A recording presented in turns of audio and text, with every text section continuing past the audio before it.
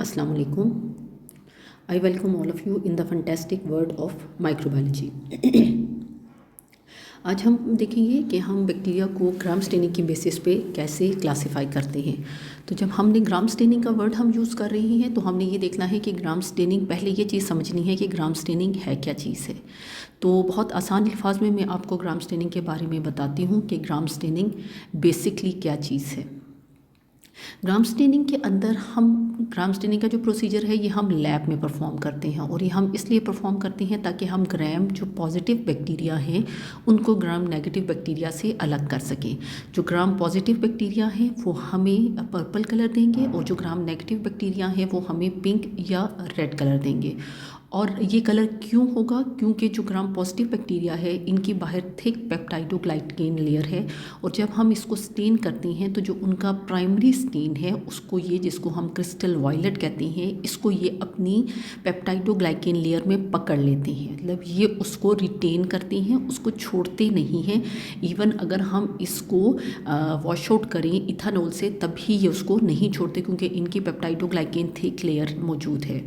इसी तरह जो ग्राम नेगेटिव है, एक तो इनके अंदर लिपिड कंटेंट ज़्यादा है, दूसरा इनकी पेप्टाइडोग्लाइकेन लेयर थिन है। तो जब हम इनको क्रिस्टल वायलेट डाई से स्टेन करते हैं और फिर इथानॉल से वॉश करते हैं तो ये अपना स्टेन छोड़ देते हैं, मतलब इनका स्टेन नहीं रहता। उसको फिर देखने के लिए हम इसको दोबारा स्टेन करते हैं, जिसको हम काउंटर स्टेन करते हैं, और उस काउंटर स्टेन की वजह से ये पिंक या हमें रेड कलर में नज़र आते हैं। अब ग्राम स्टेनिंग की बेस में हम क्लासिफाई करते हैं ग्राम पॉजिटिव कोकाई।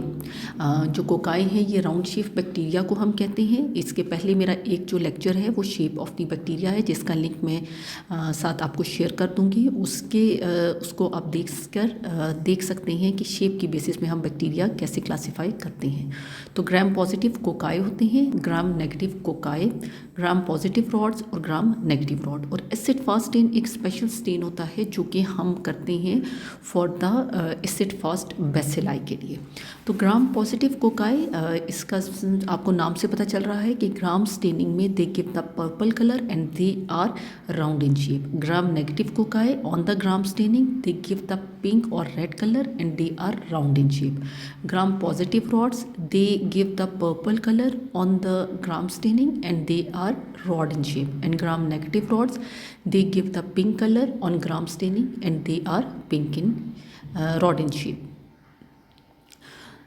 तो फर्दर ये जो बैक्टीरियाज हैं ग्राम पॉजिटिव कोकाई, ग्राम नेगेटिव कोकाई, इनको हम, और gram positive rod, gram negative rod, इनको हम क्लासिफाई करते हैं। सबसे पहले हम ये देखते हैं जो फ्री लिविंग बैक्टीरिया है, जो कि अपने होस्ट पे डिपेंड नहीं करते for their growth and reproduction.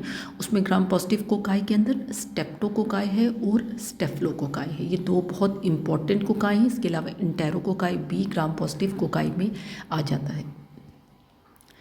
फिर ग्राम पॉजिटिव रॉड्स हम देख लेते हैं। ग्राम पॉजिटिव रॉड्स के अंदर दो इम्पॉर्टेंट रॉड्स क्लासिफिकेशंस आ जाती हैं। एक हमारे पास स्पोर फॉर्मिंग क्लासिफिकेशन है और एक नॉन स्पोर फॉर्मिंग क्लासिफिकेशन है।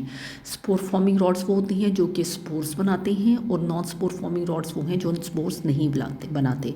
इनको फर्दर क्लासीफाई करते हैं एरोबिक और एनएरोबिक। एरोबिक वो हैं जो कि ऑक्सीजन की प्रेजेंस में ग्रो करते हैं, और एनएरोबिक वो होती हैं जो कि in the absence of oxygen grow करती हैं। तो एरोबिक के अंदर बैसिलस और एनएरोबिक में क्लॉस्ट्रीडियम है। फिर नॉन स्पोर फॉर्मिंग के अंदर फर्दर क्लासिफिकेशन में नॉन फिलामेंटस और फिलामेंटस है। नॉन फिलामेंटस वो हैं जो कि फिलामेंट नहीं बनाते, और फिलामेंटस वो हैं जो कि ब्रांचिंग फिलामेंटस शेप में आते हैं, जो कि शेप ऑफ द बैक्टीरिया में जो मैंने आपको लेक्चर है मेरा, उसमें आप फिलामेंटस को देख सकते हैं कि ये किस तरह से होते हैं। तो नॉन फिलामेंटस में क्राइनिबैक्टीरियम, डिप्थीरी एंड लिस्टीरिया मोनोसाइटोजेनेस, जबकि फिलामेंटस में एक्टिनोमाइसिस एंड द नोकार्डियम। अब हम ग्राम नेगेटिव की तरफ आ जाते हैं। ग्राम नेगेटिव को भी आगे हम कोकाई और रॉड्स में क्लासिफाई करते हैं। ग्राम नेगेटिव कोकाई के अंदर नाइसीरियास हैं। नाइसीरिया के अंदर नाइसीरिया मेनिनजिटिडिस एंड नाइसीरिया गोनोरी, ये दो इम्पॉर्टेंट नाइसीरियास हैं। और जो रॉड्स हैं इसको आगे हम फर्दर क्लासीफाई करते हैं फैकल्टेटिव में।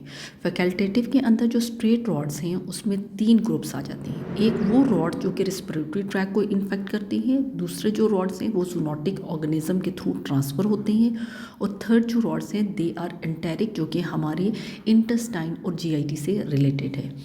तो रेस्पिरेटरी ऑर्गेनिज्म के अंदर हेमोफिलस है, बोइटेला है और लेजोनेला है।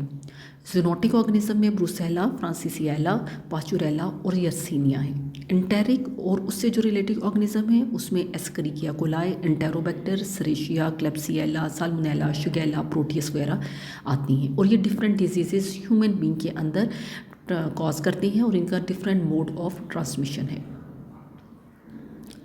इसके अलावा जो कर्व रॉड है, स्ट्रेट रॉड हमने देख ली है। कर्व रॉड के अंदर कंपाइलोबैक्टर, हेलिकोबैक्टर और विब्रियो कॉलरी है।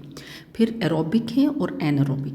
पहले हमने फैकल्टेटिव देख लिए, अब एरोबिक और एनारोबिक। एरोबिक जो कि ऑक्सीजन की प्रेजेंस में ग्रो करते हैं, सूडोमोनास, और एनारोबिक जो कि ऑक्सीजन की एब्सेंस में ग्रो करते हैं, जिसमें बैक्टीरियोइड्स हैं।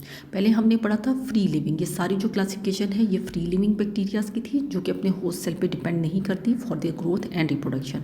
अब हमारे पास सेकंड जो आता है वो non free living obligate intracellular parasite हैं, जो कि नॉन फ्री लिविंग है और वो डिपेंड करती हैं होस्ट सेल पे for their growth and reproduction, जिसमें रिकेट्सिया और क्लेमिडिया है।